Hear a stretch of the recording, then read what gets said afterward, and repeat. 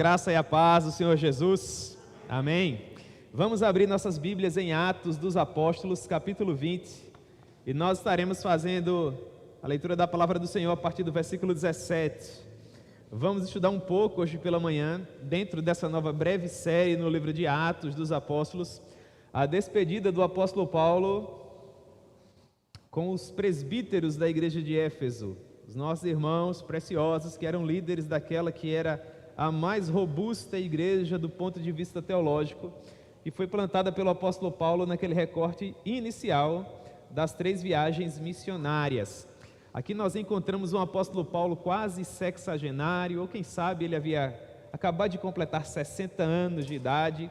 30 longos anos haviam se passado desde que ele havia recebido o Senhor Jesus como Salvador, naquela viagem em que ele estava a caminho de Damasco para perseguir a igreja, para tentar prender e quem sabe matar ainda alguns irmãos que, através de muitos percalços, haviam conseguido chegar à Síria, um país que era vizinho a Israel, e aqueles irmãos, com a graça de Deus, se viram livres das mãos daquele poderoso perseguidor, porque vocês sabem que próximos a Damasco, o Senhor Jesus marcou aquele encontro especial com o apóstolo Paulo. Pois bem, a essa altura, Paulo já havia passado pelo menos um ano na comunidade de Antioquia da Síria, como espécie de pastor auxiliar. Ele já tinha enfrentado pelo menos 3 viagens missionárias, e agora ele deixava a região de Éfeso. Ele visitava algumas igrejas na Europa, as quais ele havia plantado por ocasião da 2ª viagem missionária. Após alguns anos, ele havia reencontrado Lucas, o médico amado, e juntos eles estavam em viagem de volta a Jerusalém. O objetivo era levar informações à igreja de Jerusalém acerca do que havia acontecido por ocasião da 3ª viagem missionária, descansar um pouco em Antioquia e depois viajar até Roma para conhecer pessoalmente a igreja de Roma e finalmente chegar até Espanha. Esse era o projeto do apóstolo Paulo, é isso que ele nos ensina em Romanos capítulo 15. Contudo, por ocasião dessa viagem, Deus começa a se utilizar de homens e mulheres para dizer ao apóstolo Paulo que cadeias e tribulações o esperavam em Jerusalém. Os irmãos tentaram dissuadi-lo e dar conselho para que ele não fosse até lá, mas ele se encontrava intransigente, ele queria ir, esse era o projeto dele. E nós sabemos que chegando em Jerusalém ele foi preso e amargou 4 anos de um cárcere inglório, a princípio em Cesareia e depois em Roma. Portanto, hoje pela manhã, nós estudaremos aquilo que Paulo esteve vivendo ao lado dos seus auxiliares antes de ser preso em Jerusalém. Quais foram as informações que ele levou para a igreja de Éfeso e o que ele gostaria de compartilhar com a liderança daquela igreja que era tão cara ao seu coração. Amém? Glória a Deus. Atos capítulo 20, versículo 17. Lucas nos diz: de Mileto mandou a Éfeso chamar os presbíteros da igreja, e quando se encontraram com ele, disseram-lhes: vós bem sabeis como foi que me conduzi entre vós em todo o tempo, desde o primeiro dia em que entrei na Ásia, servindo ao Senhor com toda a humildade, lágrimas e provações que pelas ciladas dos judeus me sobrevieram, jamais deixando de vos anunciar coisa alguma proveitosa, e de vos ensinar publicamente e também de casa em casa, testificando tanto a judeus como a gregos o arrependimento para com Deus e a fé em nosso Senhor Jesus Cristo. E agora, constrangido em meu espírito, vou para Jerusalém, não sabendo o que ali me acontecerá, senão que o Espírito Santo de cidade em cidade me assegura que me esperam cadeias e tribulações. Porém, em nada considero a vida preciosa para mim mesmo, contanto que complete a minha carreira e o ministério que recebi do Senhor Jesus, para testemunhar o evangelho da graça de Deus. Agora, eu sei que todos vós, em cujo meio passei pregando o reino, não vereis mais o meu rosto. Portanto, eu vos protesto, no dia de hoje, que estou limpo do sangue de todos, porque jamais deixei de vos anunciar todo o desígnio de Deus. Atendei por vós e por todo o rebanho sobre o qual o Espírito Santo vos constituiu bispos, para pastoreardes a igreja de Deus, a qual ele comprou com o seu próprio sangue. Eu sei que depois da minha partida, entre vós penetrarão lobos vorazes que não pouparão o rebanho, e que dentre vós mesmos se levantarão homens falando coisas pervertidas para arrastar os discípulos atrás deles. Portanto, vigiai, lembrando-vos de que por 3 anos, noite e dia, não cessei de admoestar com lágrimas a cada um. Agora, pois, encomendo-vos ao Senhor e à palavra da sua graça, que tem poder para vos edificar e dar herança entre todos os que são santificados. De ninguém cobicei prata, nem ouro, nem vestes. Vós mesmos sabeis que essas mãos serviram para o que me era necessário, a mim e aos que estavam comigo. Tendo-vos mostrado que em tudo, trabalhando assim, é mister socorrer aos necessitados e recordar as palavras do próprio Senhor Jesus. Mais bem-aventurado é dar que receber. Tendo dito essas coisas, ajoelhando-se, orou com eles. Então houve grande pranto entre todos e, abraçando afetuosamente a Paulo, o beijavam, entristecidos especialmente pela palavra que ele lhes dissera: não mais vereis o meu rosto. E acompanharam-no até o navio. Amém, meus irmãos? Que Deus proponha a sua palavra ao nosso coração. Vamos orar um pouco mais, em nome de Jesus. Senhor, nós amamos profundamente o Senhor e nós agradecemos pela maravilhosa manhã que o Senhor nos concede. Muito obrigado. Meu Deus, permita que o doce Espírito Santo nos conduza por meio dessa palavra que nós acabamos de ler, de uma maneira simples e objetiva, para que todos nós saiamos aqui, ó Pai, com a plena compreensão daquilo que o Senhor quis de fato nos ensinar, com base nessa palavra maravilhosa. É assim, ó Deus, que nós oramos e agradecemos no nome de Jesus. Amém. Pois bem, meus irmãos, o apóstolo Paulo estava concluindo a sua 3ª viagem missionária e, de acordo com a orientação que ele estava recebendo da parte do Espírito Santo, provavelmente ele não veria mais a liderança da igreja de Éfeso. A igreja de Éfeso era preponderante dentro da dinâmica que o apóstolo Paulo havia planejado para as igrejas que ele havia plantado por ocasião daquelas 3 viagens missionárias. Paulo havia se demorado por pelo menos 3 anos na região de Éfeso. A cidade era mais robusta do ponto de vista teológico, porque Paulo havia fundado uma espécie de seminário primitivo ali. Portanto, sendo orientado pelo Espírito Santo de que provavelmente ele não voltaria mais a Éfeso enquanto pastor, ele precisava levar palavras para aqueles líderes, de modo que eles pudessem servir como verdadeiras colunas e baluartes dentro daquele contexto da Ásia Menor.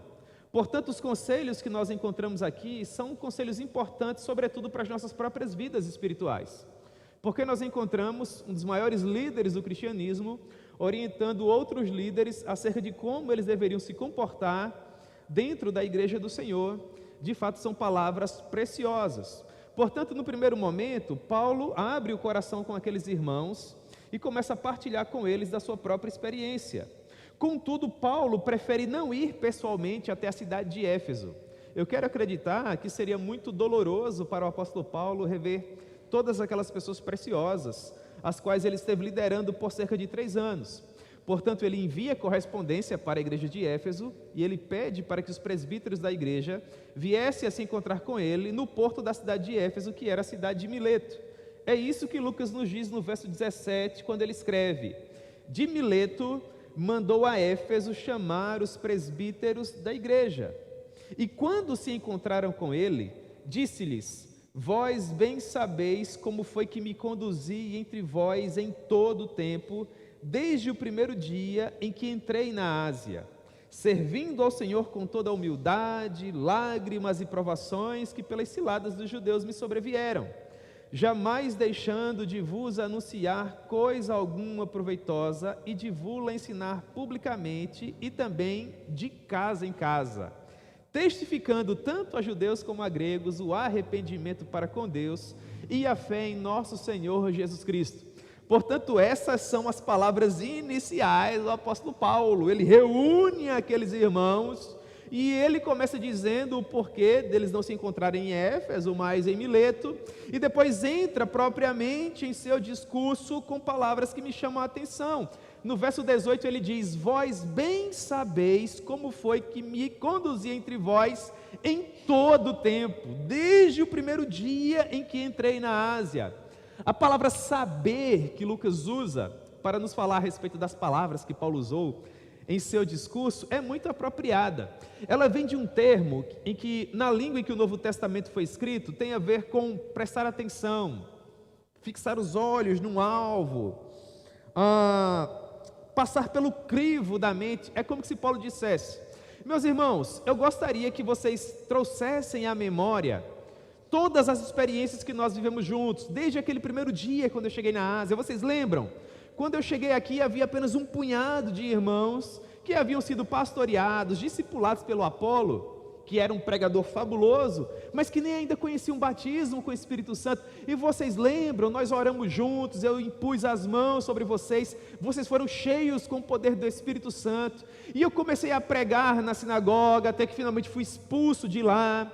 Consegui alugar uma casa vizinho à sinagoga, e por cerca de 3 anos eu estive ensinando teologia para vocês, para que vocês começassem a caminhar com suas próprias pernas. Vocês lembram disso? E eu quero acreditar que a liderança da igreja ouvia essas palavras que saíam dos lábios do apóstolo Paulo, e eles concordavam, porque era verdade. E no verso 19 ele diz: vocês lembram como eu servi ao Senhor com toda a humildade, através de lágrimas e provações, por meio das ciladas que os judeus sempre tramavam contra mim aqui? Essa palavra servir que ele usa no verso 19, é a mesma palavra que Lucas usa em Atos capítulo 13, quando está escrito assim: servindo eles ao Senhor, jejuando e orando, disse o Espírito Santo: separai-me agora a Barnabé e a Saulo para a obra que eu tenho chamado. Essa palavra servir, leiturgos, significa ser bênção, frutificar onde você se encontra plantado, servir a sua comunidade local. Portanto, no contexto do capítulo 13 de Atos, é como que se Lucas estivesse nos dizendo assim: pelo fato de Barnabé e Saulo serem bênção dentro da igreja de Antioquia, o Espírito Santo resolveu se utilizar deles em outros lugares. Portanto, Paulo apanha esse contexto e conversa dessa maneira com a liderança da igreja. Meus irmãos, vocês concordam comigo que eu somei a essa comunidade, que eu fui bênção aqui, instrumento na mão de Deus para tentar agregar valores às vidas de vocês? Ora, por óbvio que Paulo sabia que ele era uma ferramenta inadequada. Ninguém é utilizado por Deus pelo fato de ser perfeito ou porque tem algo a oferecer a Deus. Absolutamente. Deus nos usa porque Ele é gracioso. Não há nada em nós que fale ao coração do nosso Deus, tudo é graça. Por mais que você estude, se prepare e ande com desenvoltura pelos corredores do saber científico, sempre vai ser a graça por trás, utilizando-se de você. De você mesmo, você não tem absolutamente nada. Você precisa receber de Deus a voz que é necessária para que as pessoas deem ouvidos ao Evangelho. Então Paulo diz que procurou ser esse servo, servindo ao Senhor com toda a humildade. Ele poderia, por exemplo, receber uma prebenda da igreja de Éfeso, mas nós analisamos Atos capítulo 19, e a menção aos lenços e aventais que Paulo usava em sua oficina, e quando Paulo não tinha tempo de expulsar os demônios em regiões mais afastadas, as pessoas iam lá na oficina do apóstolo Paulo, pegavam o avental que ele usava e colocavam em cima dos endemoniados e dos enfermos para que o Espírito Santo os curasse. E isso é extraordinário. Um homem assim tinha motivos para ser soberbo, sim ou não? Há pessoas nos dias atuais que ficam tentando jogar o suor nos outros, a toalha ungida, né, irmãos? Fecha o parêntese aqui. Paulo não, ele era um homem sujeito às mesmas paixões que nós, mas Paulo sabia de onde ele havia saído, o que Jesus havia feito por ele, e qual era o projeto de Deus para a vida dele. E para além de tudo isso, havia também aquele famoso espinho na carne que o esbofeteava para que ele soubesse qual era o seu devido lugar dentro da economia do reino. Então ele diz: apesar dos meus defeitos, eu procurei servir a vocês com toda a humildade, chorando, passando por meio de lutas. A palavra provação aqui, tríplices, tem a ver com ser chicoteado, perseguido, maltratado, por conta de todas as ciladas que os judeus preparavam para o apóstolo Paulo. Mas mesmo nesse cenário difícil, ele diz que nunca deixou de pregar o Evangelho, de lhes ensinar coisa alguma proveitosa, tanto publicamente, naquela espécie de seminário que ele havia fundado, como também de casa em casa. E é interessante notar que Paulo fazia tudo isso no meio das mais severas provações. Escrevendo à igreja de Corinto, lá no capítulo 15, no verso 32, ele diz que em Éfeso ele lutou contra feras. Foi um tempo muito difícil, mas apesar de toda essa luta, ele pregava diariamente naquela escola, visitava os irmãos de casa em casa. Ele vai dizer que ao final dessa jornada de 3 anos, toda a Ásia Menor ouviu o Evangelho. Irmãos, é uma vida profundamente devotada a Deus, é uma vida profundamente entregue ao Senhor sem reservas. E eu quero acreditar que nós deveríamos olhar para um exemplo como esse e dizer também para Deus: Senhor, encontra algo mais que eu possa fazer. Eu louvo a Deus, irmãos, porque todos nós que aqui estamos, pelo menos eu quero acreditar, temos nos esforçado para vivermos uma vida que de fato vale a pena, para combatermos um bom combate, mas há sempre algo a mais que nós podemos fazer. Nós temos que ter cuidado para não confundir mero ativismo com uma vida de serviço de fato. Deus não nos chamou para fazer tudo dentro da igreja.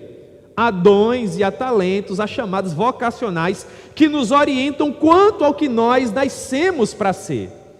Com base nisso que você nasceu para fazer, meu irmão, dê o seu melhor. Olhe para o exemplo do apóstolo Paulo, um homem que a essa altura tinha um currículo invejável, já tinha escrito algumas das cartas que seriam utilizadas pelo Espírito Santo para compor o nosso Novo Testamento.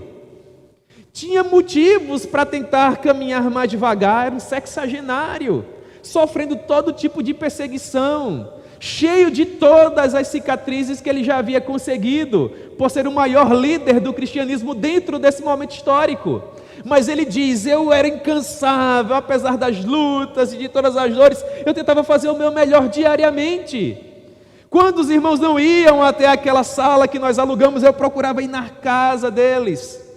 Nós olhamos para isso, irmãos, e percebemos que nós podemos nos dedicar um pouco mais.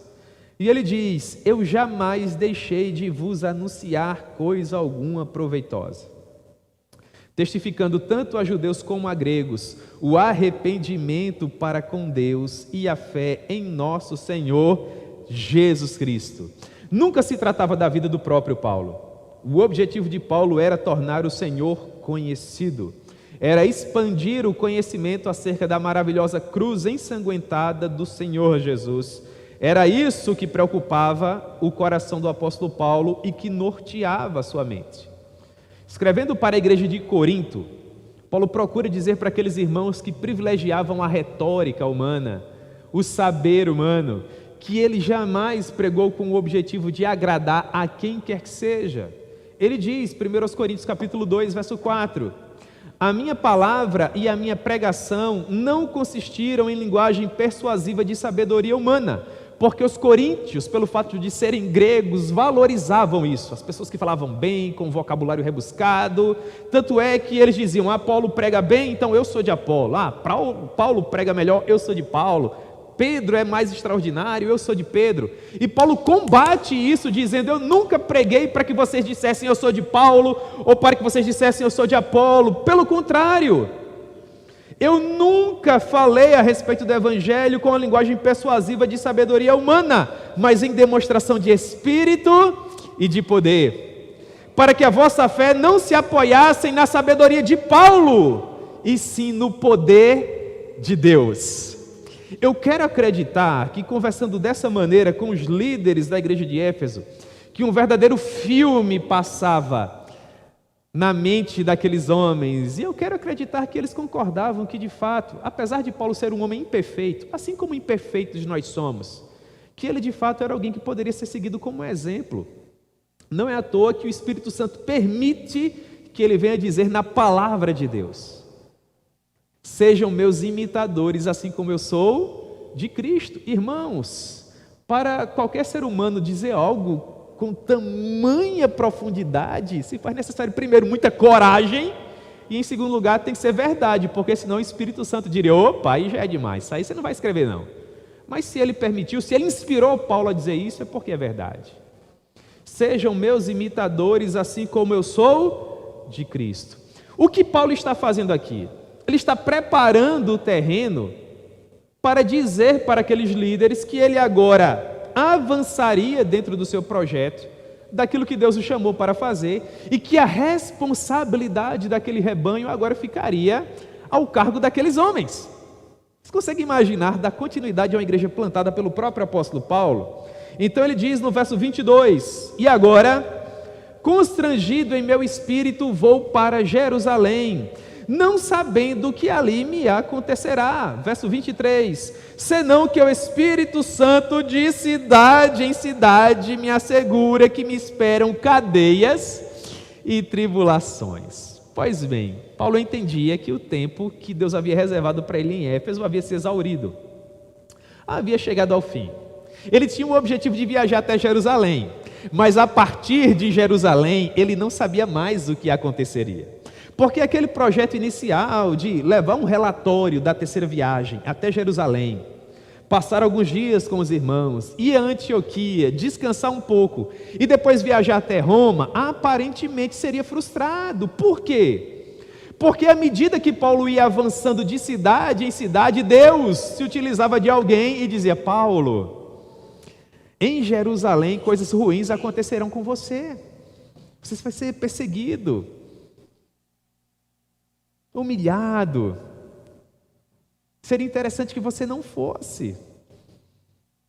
E Paulo diz: irmãos, é responsabilidade de vocês dar continuidade a esse trabalho. Ele está dizendo isso nas entrelinhas. Mas por gentileza, orem também por mim, para que Deus me conceda graça, porque eu não pretendo mudar os meus planos. E é interessante que à medida que a viagem avança, que Deus fala de uma maneira cada vez mais clara. Por exemplo, lá em Atos capítulo 21, versículo 4, olhe para Atos 21, 4, na sua Bíblia. Atos 21, 4, Paulo se encontra na cidade de Tiro, ele já se encontra naquela região do Oriente, a Ásia já ficou para trás. Então Lucas nos diz assim em Atos 21, 4, encontrando os discípulos lá na cidade de Tiro, permanecemos lá durante 7 dias, e eles, movidos pelo Espírito, recomendavam a Paulo que não fosse a Jerusalém. 7 dias, Deus usando os vasos dele para dizer: não vai para Jerusalém, não vai para Jerusalém. Irmãos, eu me conheço, primeiro conselho que eu recebesse, eu dizia: amém, eu não vou mais não, pode descansar o coração. Paulo era mais apaixonado que eu. 7 dias, não vai, não vai, não vai. E Paulo: eu vou, nós vamos. Atos 21, capítulo 10, eu gosto dessa passagem. Paulo agora se encontra em Cesareia Marítima, hospedado na casa de Filipe, um dos diáconos da igreja de Jerusalém. Filipe tinha 4 filhas, todas elas pregavam o evangelho, e estando hospedado na casa dele, acontece assim. Atos 21, 10, demorando-nos ali alguns dias, no caso em Cesareia, desceu da Judeia um profeta chamado Ágabo, e vindo ter conosco, tomando o cinto de Paulo, ligando com ele as próprias mãos e pés, declarou: isso diz o Espírito Santo, assim os judeus em Jerusalém farão ao dono desse cinto e o entregarão nas mãos dos gentios. Verso 12, quando nós ouvimos essas palavras, no caso os amigos de Paulo, tanto a gente como as pessoas daquele lugar, Filipe, as filhas, a esposa, a família, os vizinhos, nós começamos a implorar a Paulo que ele não fosse para Jerusalém. O povo se desesperou, irmãos, porque agora a coisa era visual, estava um profeta poderoso, todo amarrado, dizendo: vai ser desse jeito. O povo cai aos prantos, começa a chorar. Irmãos, aí Paulo diz assim, verso 13, por que é que vocês estão chorando, quebrantando o meu coração? Eu estou pronto não apenas para ser preso, mas até para morrer em Jerusalém pelo nome do meu Senhor Jesus. E o povo não ficou quieto não, eles continuaram, verso 14, Lucas diz: como porém não persuadimos, conformados dissemos, seja feita a vontade do Senhor. É muita convicção, não é, irmãos? É uma convicção extraordinária. Esses últimos dias eu fui profundamente impactado por fazer uma leitura de algumas biografias missionárias. Eu havia comprado algumas, elas estavam lá numa espécie de lista de leitura, e nesse intervalo de tempo, entre o primeiro e o segundo período, há férias nos seminários, e eu resolvi fazer uma leitura que me agradasse, para não ler apenas para dar aula e tudo mais. Então vamos ler aqui o que fala ao coração. E eu li duas biografias, de uma missionária chamada Gladys Aylward e de uma missionária chamada Isobel Kuhn. Meus irmãos, que histórias extraordinárias. Ambas serviram na China. Elas serviram naquele princípio de século XX, entre 1910 até 1940, 1950. Foram perseguidas por ocasião da grande revolução comunista na China. Elas pegaram uma China aberta e livre para a pregação do Evangelho e viveram a transição de uma China que passou a perseguir cristãos. E as vidas dessas mulheres foram extraordinárias. E o que mais falou ao meu coração é que a Gladys, ela recebeu a Cristo já com a idade avançada. Ela vinha de uma família muito humilde e ela sobrevivia auxiliando famílias, trabalhando como diarista, como uma empregada doméstica. E ela se viu tão apaixonada por Jesus e começou a se perguntar: onde o Senhor gostaria de se utilizar de mim? E ela começou a ouvir falar a respeito da China. Ela não sabia nem para que lado era a China. E ela vai a uma estação ferroviária sozinha. Chega no guichê e começa a conversar com o rapaz que vendia as passagens. Moça, eu queria saber do senhor como eu faço para ir para a China. O rapaz a princípio pensava que era brincadeira, mas como ele viu que era sério, começou a explicar: olha, para sair da Inglaterra, chegar na China é muito difícil. Ele começou a falar das viagens de trem, de barco, da fortuna que aquilo envolvia, até que finalmente ela falou o seguinte assim: escreve para mim mais ou menos aí no papel, como é que eu faço para chegar lá? E o que foi que ela fez? Ela implorou para aquele funcionário do guichê fazer uma poupança para ela. Eles calcularam a despesa, aí ela recebia o salário de empregada doméstica, todo mês ela pagava as contas, separava um pouquinho e ia lá e depositava na mão dele. Isso durou um tempo, irmãos, grandioso, até que finalmente o rapaz falou: Gladys, o valor está completo. Agora você tem que conseguir algumas roupas de frio, preparar a tua mala e embarcar no trem. Ela vai, diz para a família que realmente tinha conseguido dinheiro e vai para alguns bazares, para alguns brechóis para comprar roupas de frio. Só que ela não conseguia comprar nada, ela não conseguia comprar a passagem. Aí uma amiga falou para ela: eu tenho um casaco de frio, mas ele está sem as mangas, que eu cortei para usar com suas calças, que o frio é muito grande aqui. Ela falou: se você me emprestar eu vou, só não sei se eu devolvo um dia. E dessa maneira ela viaja, irmãos, para atravessar a Sibéria com um casaco sem as mangas, e levou duas malas. Em uma ela levou o pijama e um par de sapatos, que seriam botas para neve, e na outra uma chaleira e duas panelas para fazer chá e arroz, que ela soube que chinês tomava chá e comia arroz. E eu li essa biografia, eu dizia: meu Deus, é muita paixão. E as pessoas diziam: quando você chegar lá, o que é que você vai fazer para sobreviver? Ela dizia: eu vou encontrar uma família que possa me acolher, eu vou trabalhar como empregado e nas horas livres eu vou falar de Jesus.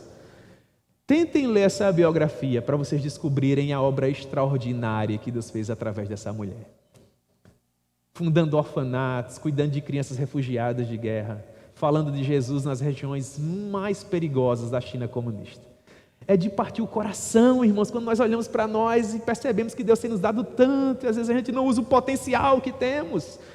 O chamado da Gladys foi dessa maneira. E a Isobel, ela era diferente, ela teve outras oportunidades, frequentou grandes escolas, se formou na universidade, conseguiu diplomas com láureas humanas, casou-se bem com um missionário poderoso. Portanto, eu olho para as duas missionárias, e a Gladys seria como Ezequiel, que Deus usou para falar para a plebe, para o povão. E a Isobel seria Daniel, dentro dos palácios da Babilônia, falando para outras pessoas. Chamados distintos, no mesmo momento histórico, mas duas grandes mulheres que serviram de uma maneira extraordinária para a maior glória de Deus. E por que, lendo as biografias, eu lembrava tanto de Atos capítulo 20? Porque em ambos os casos, quando a China se tornava comunista, chegavam as informações: se vocês não saírem da China, vocês vão morrer, vão perder tudo que têm, vão perder seus filhos e vão assassinar vocês. E aquelas mulheres permaneciam. No caso da Gladys, ela nunca casou, solteira, sendo perseguida. Mas permaneceram naquele lugar até que finalmente perceberam que a missão que Deus havia reservado para elas ali havia se exaurido, havia chegado ao fim. E nós precisamos dessa convicção em nossos corações, irmãos, de que nós estamos no lugar certo, vivendo para a maior glória de Deus. Para a maior glória de Deus. Então Paulo agora olha para os líderes da igreja e de uma maneira muito solene ele diz, verso 25, agora, eu sei que todos vós, em cujo meio passei pregando o reino, não vereis mais o meu rosto. Portanto, eu vos protesto, no dia de hoje, que estou limpo do sangue de todos, porque jamais deixei de vos anunciar todo o desígnio de Deus. Preguei todo o conselho de Deus, para a edificação de todos vocês.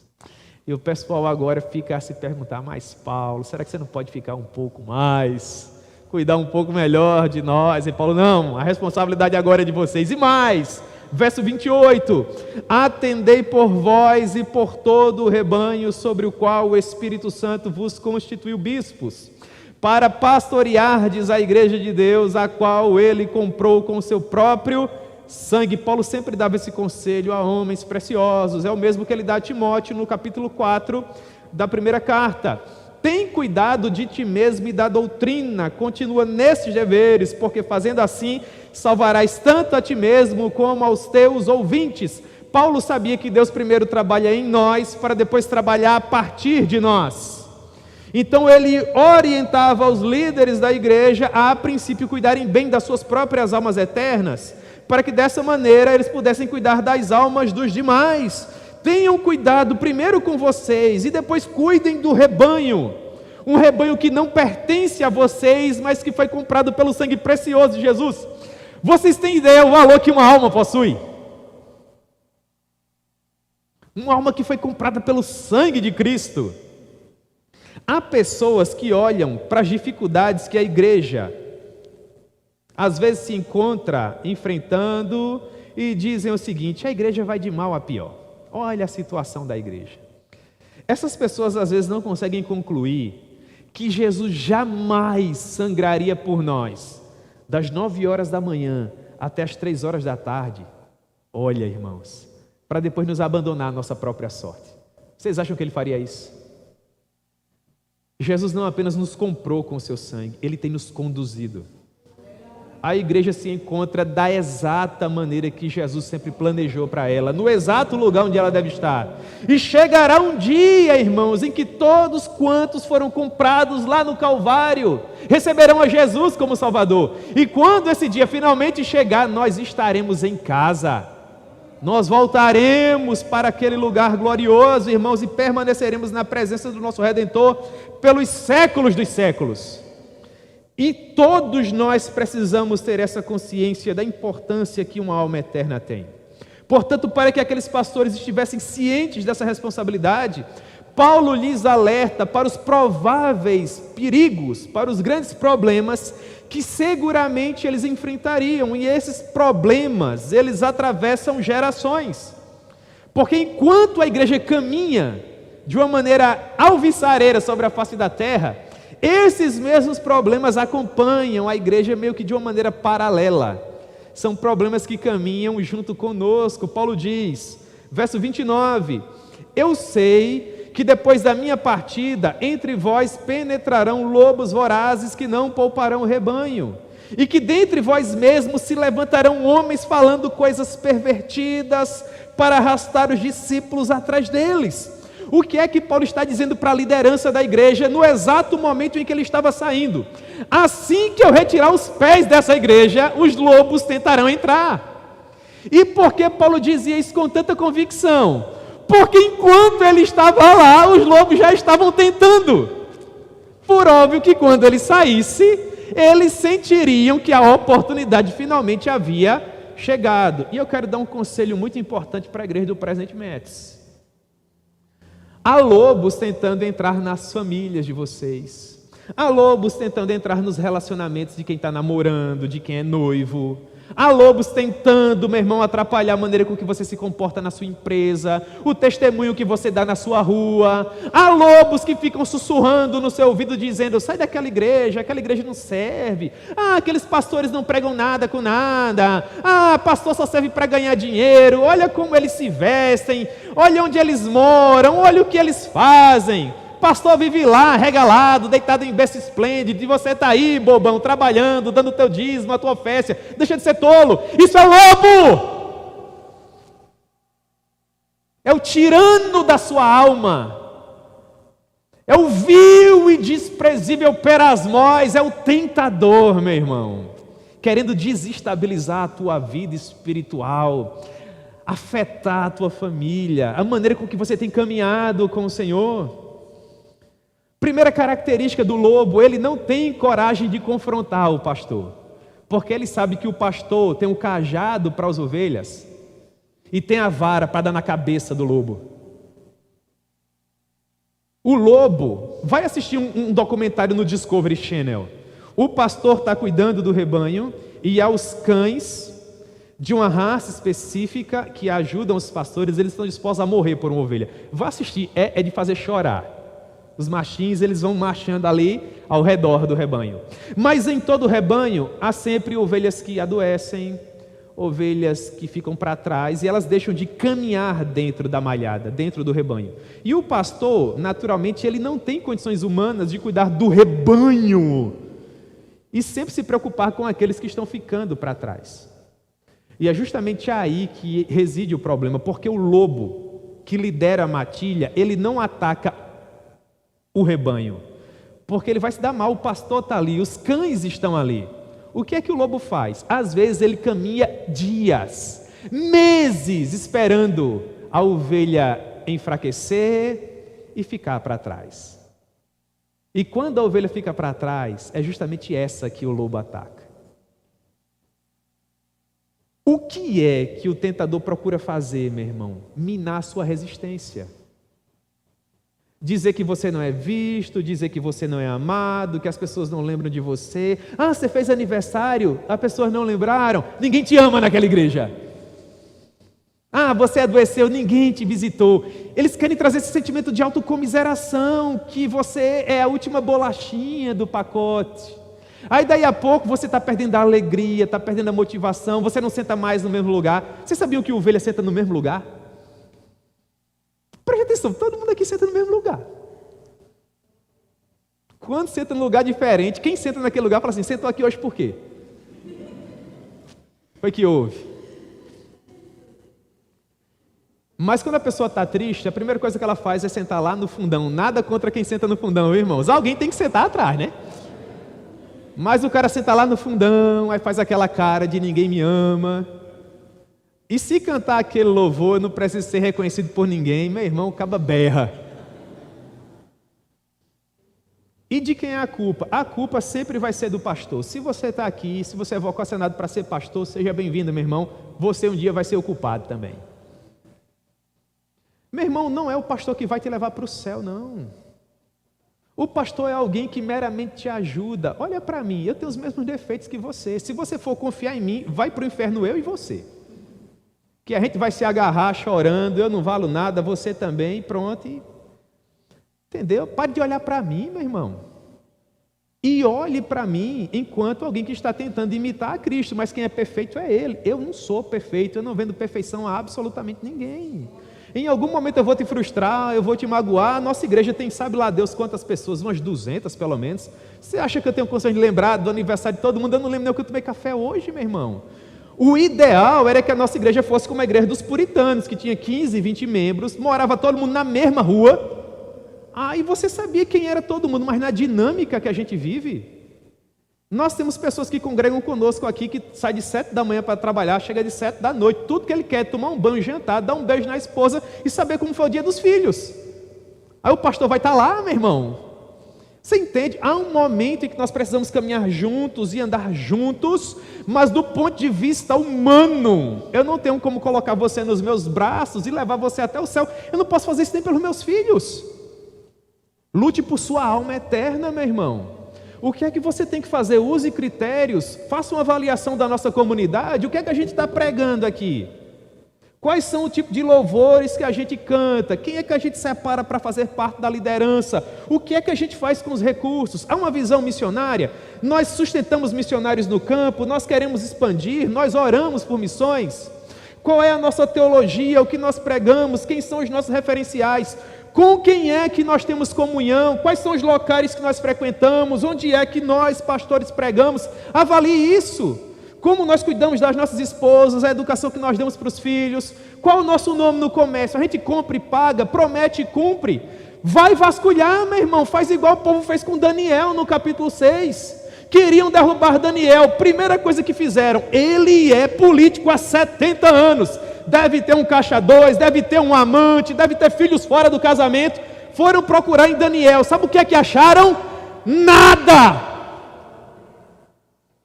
Porque por mais que nós estejamos cheios de escândalos e maus exemplos, há um remanescente fiel, meu irmão.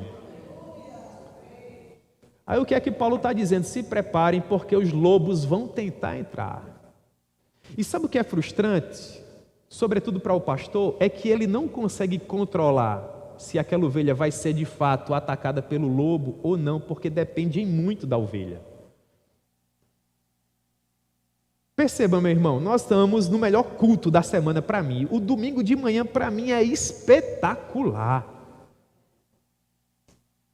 Olha quantas cadeiras vazias, irmãos. O que é que eu posso fazer? O que é que a igreja pode fazer? Meu irmão, eu não posso pegar o meu carro, sair de 5 horas da manhã, alugar um ônibus. Meu irmão, você tem que caminhar. Você tem que vir. Vai ter culto hoje à noite. Provavelmente alguns irmãos não vão vir também. Há motivos que são justificáveis, meu irmão, mas há outros motivos que não são. O cara quer ir na feijoada, o cara quer ir no churrasco, o cara quer maratonar aquela série, o cara quer simplesmente ficar em casa sem fazer nada. E às vezes isso perdura dias. Meu irmão, olhe para a sua alma que é eterna. E caminhe. E caminhe. Porque no final das contas, desculpas não vão colar. Você vai chegar diante daquele grande trono branco, aí diga assim: foi culpa do meu pastor, foi culpa daquele grupo que eu fazia parte, eu não fui o crente que eu deveria ser porque ninguém me amava, Senhor. E Deus vai olhar nos seus olhos, e eu digo nos seus olhos me referindo à igreja como um todo, e vai dizer: eu te conheço, meu irmão, eu conheço o teu coração, entendeu? Pois bem, Paulo diz: portanto vigiai a liderança, vigiai as ovelhas. Por quê? Porque por 3 anos, de noite e de dia, eu não cessei de aconselhar vocês com lágrimas, de que os dias seriam difíceis. Agora, pois, eu encomendo-vos ao Senhor e à palavra da sua graça, que tem poder para vos edificar e dar herança entre todos aqueles que são santificados. O que é que Paulo está dizendo? Eu vou encomendar vocês a Deus e a palavra de Deus, porque provavelmente alguns aqui, infelizmente, se é de partir o coração, vão ficar pelo caminho.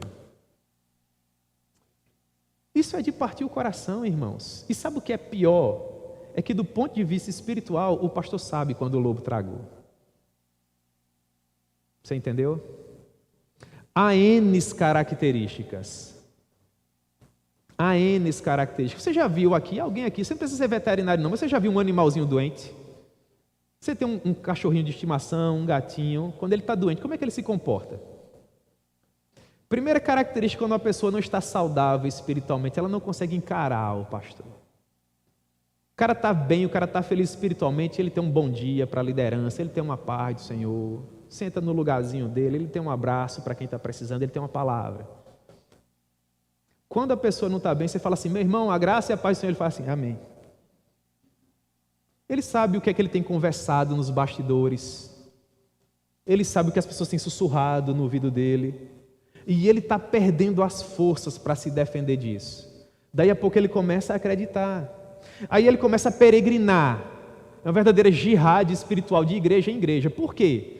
Porque o lobo disse para ele que aquele pastor não era bom, que aquela comunidade não era saudável. Agora ele vai procurar um pastor que seja o quê? Bom. E uma igreja que seja o quê? Saudável. Perfeita. E sabe quando é que ele vai encontrar?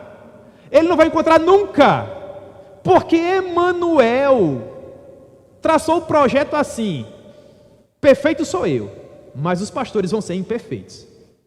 Perfeito sou eu, mas a igreja vai ser imperfeita. Chegará o dia em que o pastor vai ser perfeito, porque a igreja vai ser perfeita. Mas nesse dia, irmãos, nós não vamos mais precisar de pastores, porque a palavra não precisará mais ser pregada, porque você vai ver a palavra com seus próprios olhos. Nem do sol você precisará, porque a glória dele te iluminará. Não precisarão mais de diáconos e presbíteros para servir a ceia. Ele vai te dar com as mãos dele e te dar um nome que só você conhecerá. Você tem ideia de o que é intimidade assim? Pois bem, aqui, irmãos, imperfeição. Aqui nós vamos nos magoar, nós vamos nos frustrar. Nós não agendamos amanhã, dia 11 de julho, eu vou magoar o meu irmão. Quem é que faz isso? Não, ninguém agenda isso. Mas isso acontece sim ou não? Porque nós somos imperfeitos. O pecado é um acidente em nossas vidas. Dos dois, um. Ou você pode olhar para o evangelho que diz: no mundo tereis aflições, mas tenha bom ânimo, eu venci o mundo. Ou então você vai se sentar no seu lugarzinho e achar que você é a última bolacha do pacote, que você é a pessoa que mais sofre na igreja, que ninguém te ama, que ninguém te vê. E, meu irmão, isso é um desperdício de alegria muito grande. Fuja do lobo, meu irmão. Fuja do lobo. Fuja daquilo que as pessoas têm sussurrado no seu ouvido. Faça a sua própria avaliação. O que é que você vê? Converse com Deus. Busque orientação dele. E enquanto você puder, meu irmão, caminhe próximo da sua liderança.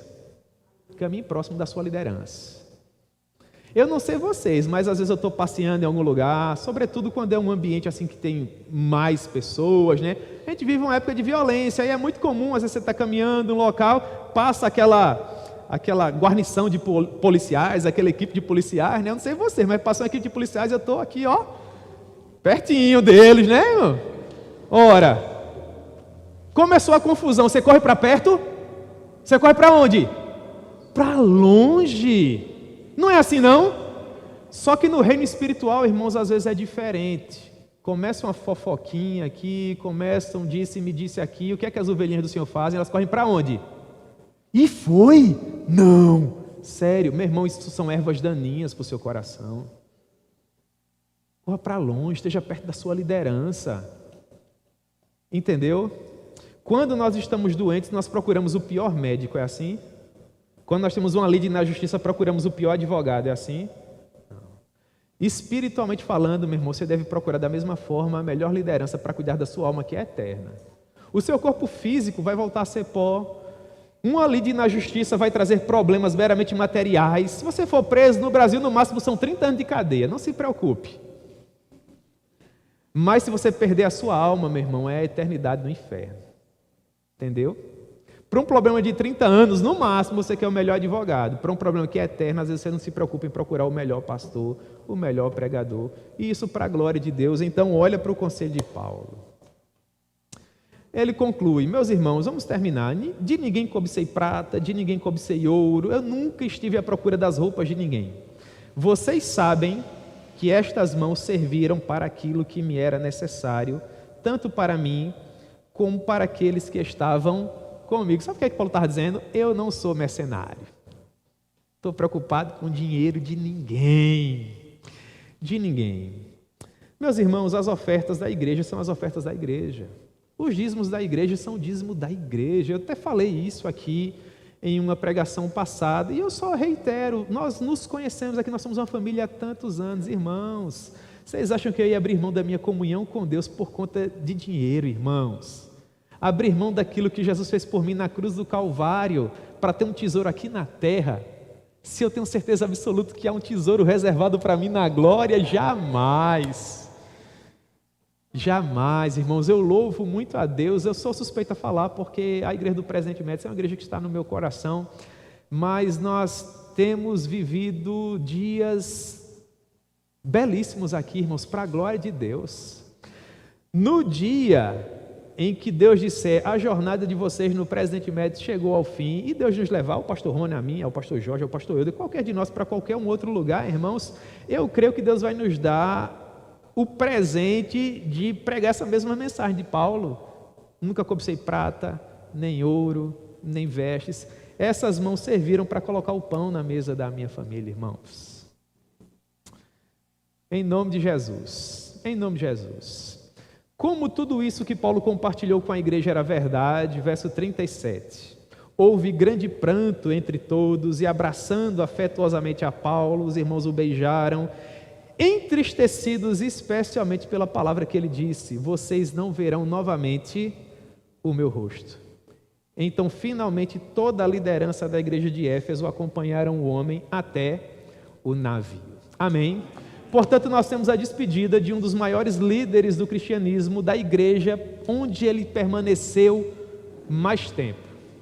E eu quero acreditar, irmãos, que o ponto alto dessa mensagem foi justamente o conselho que o apóstolo Paulo deu para que aqueles irmãos estivessem sempre atentos aos problemas que podem surgir ao longo da jornada. Proteja a sua alma eterna, meu irmão. Proteja o seu coração. Proteja o seu coração. Cuidado com os lobos. Cuidado com os lobos. Eles andam espreitando o rebanho. Cuidado com os comentários.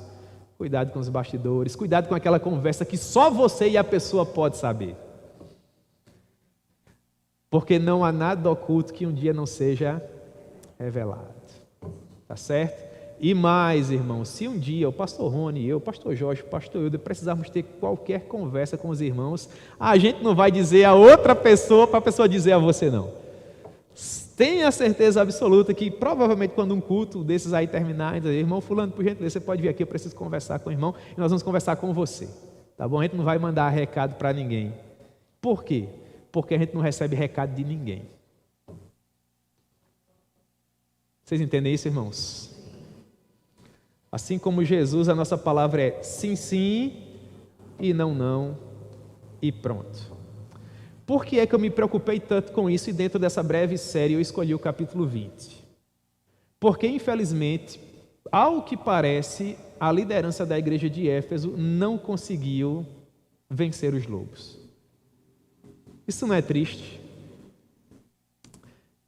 Esse encontro de Paulo com os presbíteros de Éfeso aconteceu em algum momento por volta do ano 58. Por volta do ano 90, cerca de 30 anos depois, João é levado à ilha de Patmos e Jesus vai conversar com João. E Jesus manda uma carta para a igreja de Éfeso. E dentre todos aqueles grandes elogios, conheço as tuas obras e o teu labor e a tua muita perseverança, e que pusestes à prova aqueles que se chamavam apóstolos e não eram, e os achastes mentirosos. Infelizmente, um dia os lobos conseguiram entrar, e a igreja de Éfeso perdeu o vigor, perdeu a beleza, perdeu a motivação, tudo aquilo que eles haviam lutado tanto para conseguir. E Jesus olha para a igreja de Éfeso, irmãos, que é a minha igreja favorita, e diz assim: tenho, porém, contra ti que abandonastes o teu primeiro amor. Não é forte isso? A igreja começou muito bem, mas não terminou nada bem. Conselho de Jesus para a igreja de Éfeso, são 3. Lembra-te, pois, de onde caístes. A ideia de lembrar é trazer a memória. Lembra lá quando você deu ouvido ao lobo. O que foi que aconteceu? Por que foi que você parou de caminhar? Segundo conselho, arrependa-se. Arrepender é mudar de quê? De vida. Volte, meu irmão. Volte. Seja quem você é, use os seus dons, use os seus talentos. Você vai parar de andar? Vai deixar de lutar por sua alma eterna? Não. Arrependa-se. Lembra-te de onde caíste, arrepende-te e volta. Volta depressa. Volta depressa. Senão, eu virei até você e retirarei da sua vida o meu candelabro. É um símbolo da presença do Espírito Santo na vida do cristão, viu, irmãos? Em nome de Jesus, isso não vai acontecer. Porque nós vamos perseverar e nós vamos lutar e vamos vencer os lobos. Amém?